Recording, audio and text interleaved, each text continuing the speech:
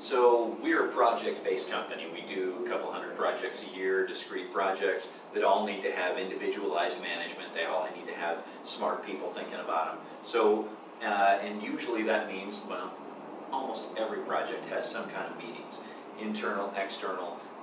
So we had to create a mechanism in our office in order to manage projects and manage meetings in a consistent way. So whenever we need to do something in a consistent way, we try and think of a silly acronym, and we've got a silly acronym for our meeting management method, and that is MAMA.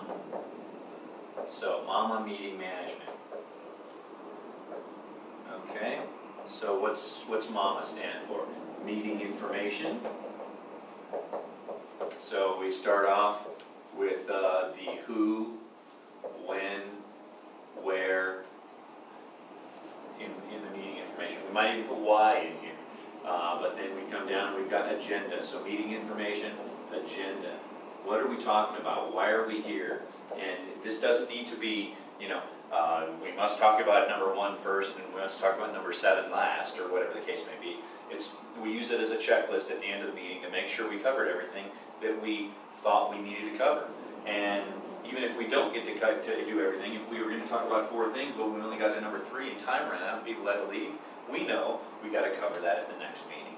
Okay? Lots of times when we're doing the agenda, we will begin with old business.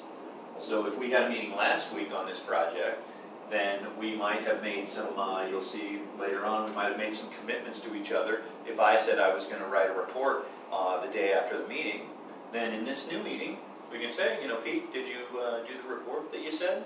You said you were going to spend 3 hours. I go, oh, well, I didn't finish, but actually it took longer. I've spent 22 hours since last week on that. What? So we can hold people accountable for doing what they said by recognizing that we put old business on the meeting agenda. So again, back to MAMA, meeting information, agenda, minutes. This is someone, you're going to assign roles in your meeting. Somebody's going to be the leader, somebody's going to be the timekeeper, and someone's going to be the scribe. So the scribe is going to take meetings. You're just going to write down who did what, who said what, what's going on during the meeting, so you have some record of what went on. And by the way, the minutes don't need to correspond to the agenda items. It's not necessary. And then action steps. So MAMA, M-A, meeting info, agenda, minutes, and action steps. So these are going to be the SMART,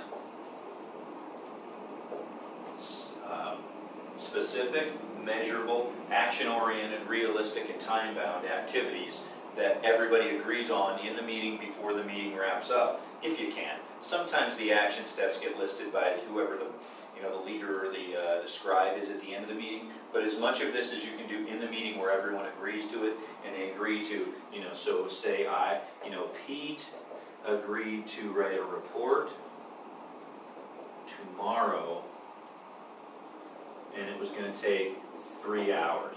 So again, if I show up at the next meeting and they say, did you finish that report in 3 hours the day after the meeting? And I say, ooh, well, I've spent 22 hours since the last meeting, but I'm not done yet. Well, then that's a really important piece of information. It might have been the right thing to do, it might have been the wrong thing to do, but surely it's different than what we agreed to in the meeting. And that's the best accountability mechanism that you're going to create. So the last item in the action steps is often going to be when the next meeting is. Next meeting. So this way we create a follow-up so that nothing falls through the cracks. So once again, MAMA, meeting management, meeting information, agenda, minutes, and action steps.